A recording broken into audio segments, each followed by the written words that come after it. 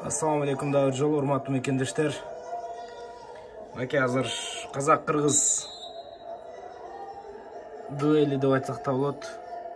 Казакстандан Абдурахманов менен Кыргызстандан Акыйкат Кулжигит уулу күрөшөт. Эки балбан тең. Мыкты экен чындыгында. Экөө тең биринчи күрөштөрүн мөөнөтүнөн мурдута алды. Акыйкат Кулжигит уулу өзүңүздөр байкап турганыңыздардай көк трико менен чыккан.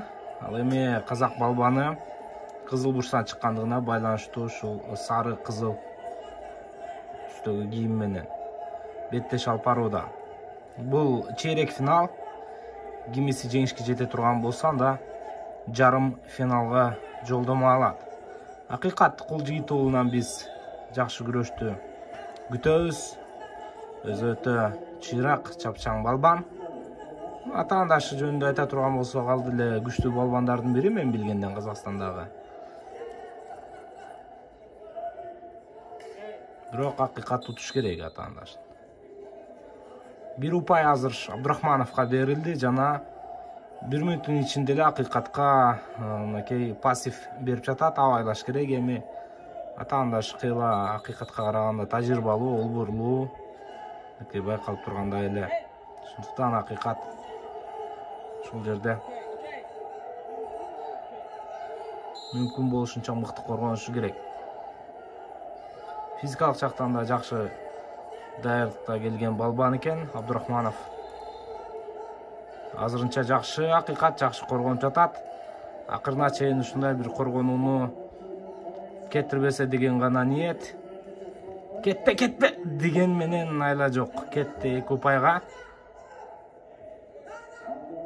Казак балбаны мыкты кармап алган, бирок Акыйкат бул ирет жакшы коргоно алды. 3-0.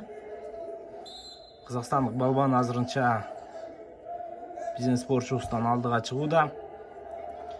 Эми Акыйкат башты жерге салбайт. Бул 3 упай көп деле нерсени чечпейт, чын-чынына келгенде.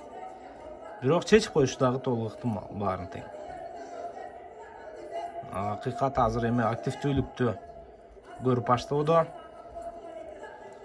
Экинчи бөлүктө активдүүлүктү мындан дагы күчөтүш керек Акыйкат. Атаандашынан алыш керек, партерди алыш керек. Акыйкат эми партерде ар качан өтө мыкты иштебесе дагы Акыйкат партерде мыкты иштегендердин бири. Кыргызстанда ошо 55 килограмм салмак чембирдигиндеги балбандар жөнүндө айта турган болсок. 41 секунда азыр Абдурахманов жакшы коргонуп жатат, бирок Акыйкат Кулжигит уулу дагы өз жүрүшүн каяктан болсо дагы жасап көрүүнүн айласын издөөдө. Жакшы, мынакей Акыйкат мезгил менен азыр атаандашына мүмкүн болушунча чабуул коюп көрүүгө аракеттенүүдө.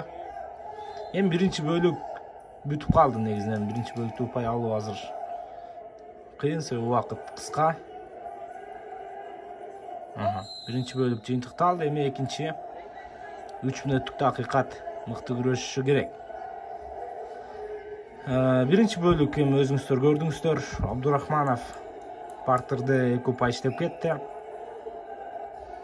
Акыйкат канчалык тырышпасын, атаандашында ошол физикалык жактан жакшы даярдык бар экендигин биз байкай алдык. Натыйжада упай иштеп кеткендигин көрдүк. Чейрек финалга азырынча мелдештин биринчи күнүндө жалгыз Акыйкат гана, Акыйкат Кулжигит уулу гана чыгууда.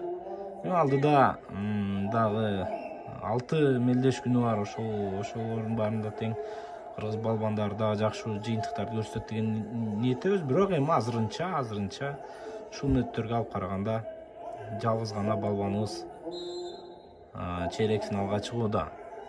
Азат Салигинов жана Акылбек Талантбековдор тилекке каршы биринчи күрөштөрүндө уттуруп коюшту. Абайла Акыйкат, абайла. Өтө көп тобокел кадамдын деле кажети жок бул жерде. Бирок Акыйкат азыр толугу менен чабуулга баруунун жолун табышы керек. Атаандашы абдан жакшы кармап алгандай, мына көрүүдө сыртка чыкпаш керек. Акыйкат качып кетчи. Чыгыкма жасап кетчи. Акыйкат азыр мына жакшы кармап алган. Азамат жакшы качып кетти эң башкысы. Атаандашынан эми атаандашынан активдүүрөөк кыймылдашы керек. Мынакей капталган көрсөтүүдө 1 упай. Акыйкатка эми партерди иштеш керек. Биздин балбаныбыз партерден азыр өзүнө керектүү упайды иштөөсү кажет. Леке каршы өзү биринчи партерде коргоно алган эмес, жетиштүү деңгээлде. Азыр эми жок эле дегенде 2 упай алыш керек. Жок эле дегенде. Так, андан көбүрөөк упай алса дагы жакшы болмок. А эмне болуп жатат азыр? Акыйкат иштеш керек. Иштечи Акыйкат. Чыгарчы бутту. Мүмкүн болгон жок, албетте. Айтканга жеңил, кылганга оор.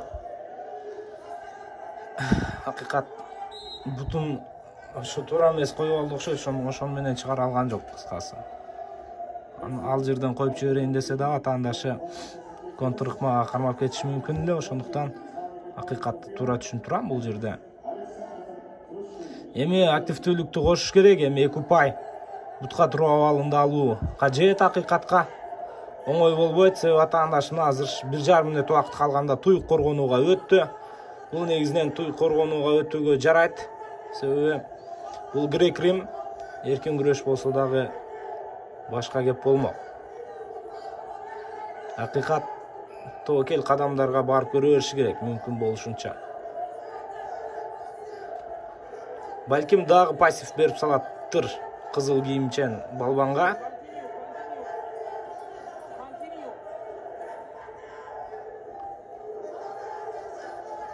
Жакшы, мынакей каптал калысы көрсөтүүдө. Ред пассив деп. Бирок ортодогу калыс аны колго алган жок, колдогон жок, тагыраагы иштеш керек Акыйкат. Кичине активдүүрөөк болгондо бермек азыр. Пассив. Пассив берген упай бермек эмес, бирок партер коюп бермек кайра. Иштечи Акыйкат. Ооба, өтө кыйын болууда биздин балбаныбызга, жаш балбаныбызга. Бирок азыр жеттиби? Жетиш керек Акыйкат. Мынакей азыр кармаганга аракеттенүүдө. Бирок казак балбанын жакшы коргонуп койду эми.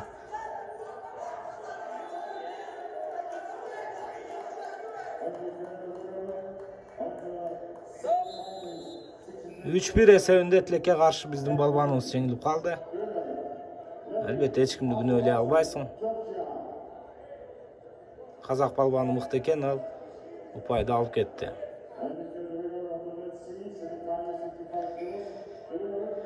Бүгүнкү ошол биринчи мелдеш күнүндөгү балбандарыбыздын баары тилекке каршы жеңилүү ызасын тартып калды. Эми достор, эртеңки балбандарыбыздан бир жакшы жыйынтыктарды күтүп калабыз.